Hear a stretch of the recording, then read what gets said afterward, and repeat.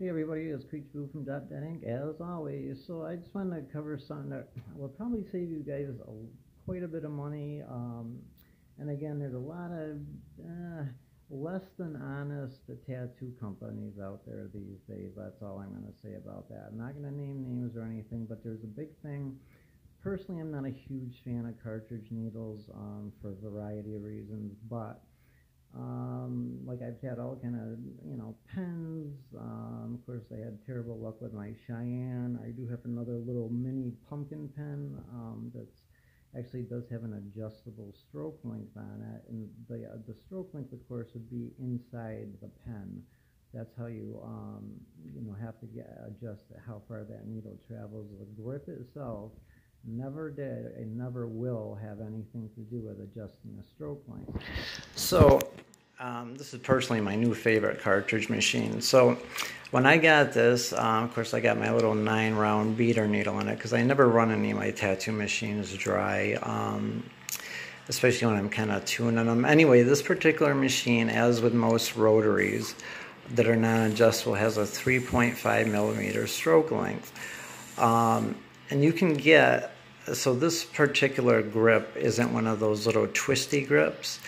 So basically how I would adjust how far that needle sticks out with this particular grip is just unscrew this, the tube vise, and move the tube back or forth. You can buy these twisty grips that claim, at least some of the companies claim, that they adjust the stroke length. And now keep in mind, these little twist grips are extremely expensive. Even on the cheaper side, they're actually like $30+. This particular grip, even though it did come with the machine, I could probably get something like this for like $8-10. So even though more and more of these companies are starting to be honest about it now, and they're saying when you, like as with a pen, if this were a twist grip, if I were to twist this, basically the needle would stick out more, or it would duck back in the cartridge more. And again, all I have to do basically to do that with this is just unloosen this and move the tube back or forth. So if you guys if anybody is out there considering buying one of those twist grips that claim they adjust the stroke length, it's flat out false advertisement. They're lying to you. All it does is adjust the needle protrusion. In order to adjust the stroke length, it has to be with the machine itself, and that determines how far the needle travels back and forth. So there's never going to be a grip, at least in the foreseeable future, that I could possibly fathom that could actually adjust the stroke length inside the machine itself. So don't be fooled by false advertisement. Those twist grips that claim they adjust the stroke length, there's a huge difference between needle protrusion and the stroke length. And again, you can buy adjustable rotaries, as with most rotaries. This is a non-adjustable 3.5 millimeter, which is okay for everything, but not really great for anything, although I love this machine. I'll tell you, I had kind of a new outlook on, cartridge machines after getting this, because this is one extremely beautiful machine, and I'm not going to get into detail about where I got it or whatever, but oh, it sure does run like a champ. But again, you guys can save yourself a lot of money, and instead of buying those twist grips, and of course anything that unscrews, twists, eventually it's going to get worn. You're looking for more problems than it's probably worth. So when you get these one-piece things that are, half the price of a twist grip, all you have to do to get the same effect is just move the tube back or forth. And you can actually do that right when you're setting it, as you should, you know what I mean? So before you even get your gloves contaminated, if I were setting up and I had gloves on as I'm setting everything up, I would obviously have it before I even started working. I would have my needle protrusion how I wanted it. So why would I really need a twist grip? Some companies like Cheyenne, for example, with their pens used to say, adjust the stroke length on the fly.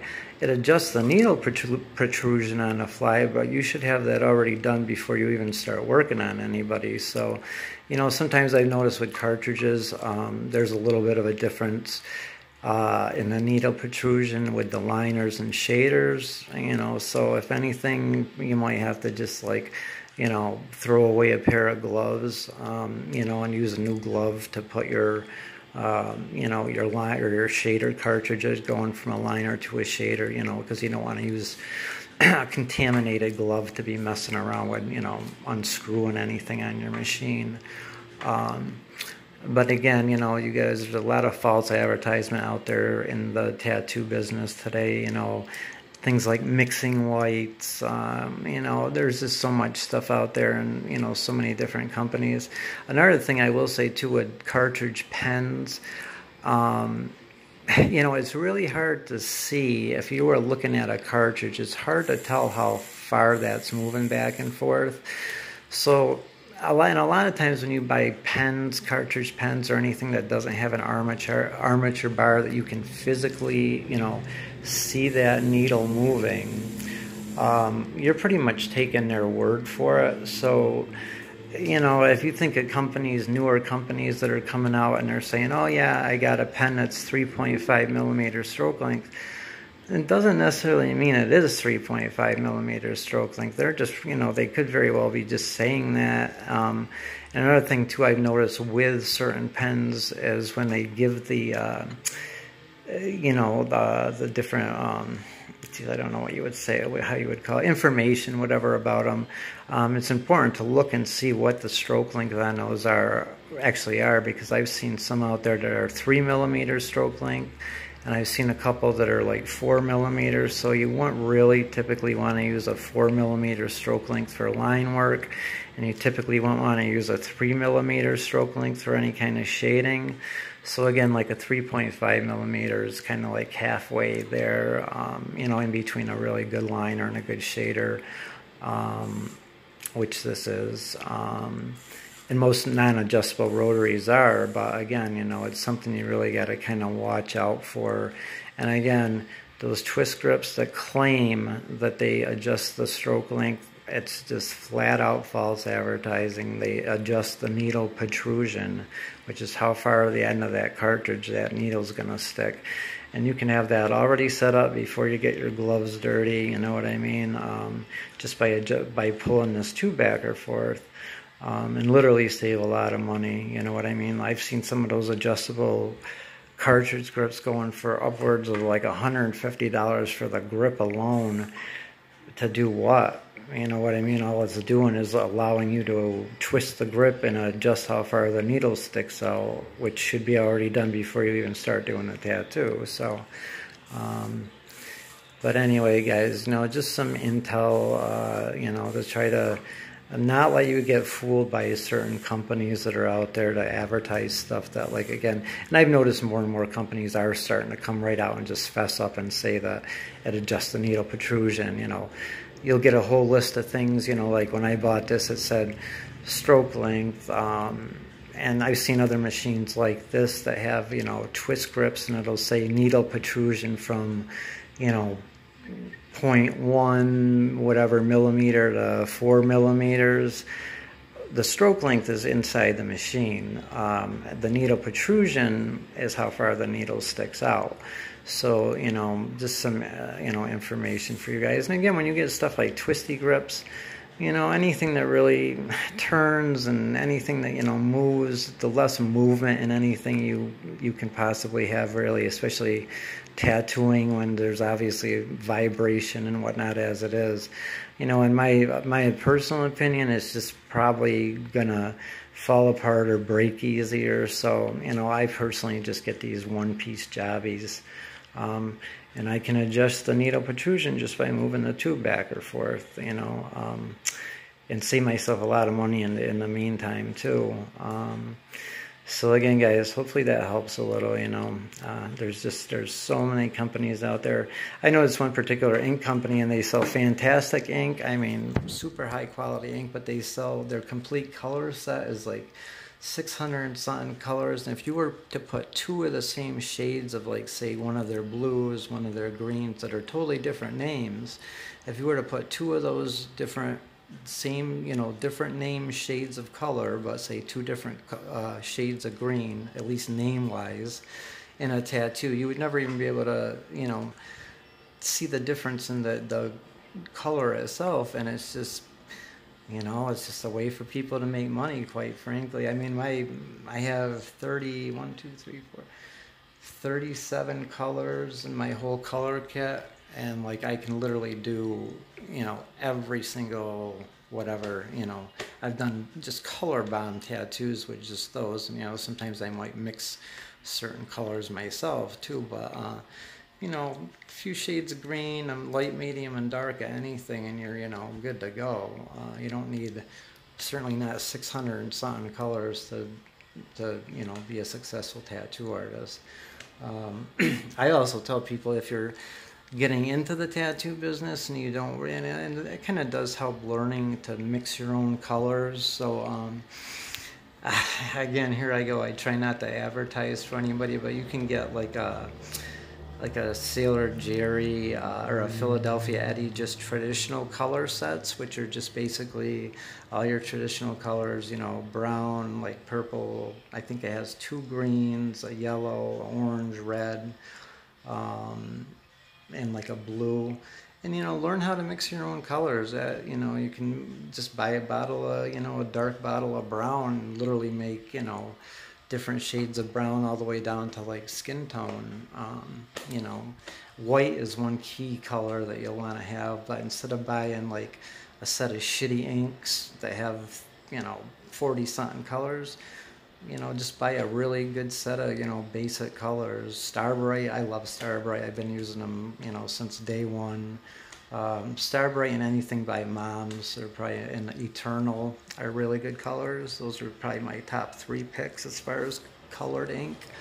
You know, but instead of, you know, I mean, you can literally buy buy yourself a, you know, a basic color set of really good quality ink, and, you know, mix your own colors, and it's all just knowledge, you know, it's learning, and it, you know, it'll just help you guys in the future. So there's my twist grip, you know, Intel, and I did another video on it before, but I thought I would just kind of go over it because I actually have a good little setup. I'm kind of just playing around with my machines and stuff tonight. So, and again, another thing too with these grips, they're not disposable grips. So I did a thing about wrapping pens.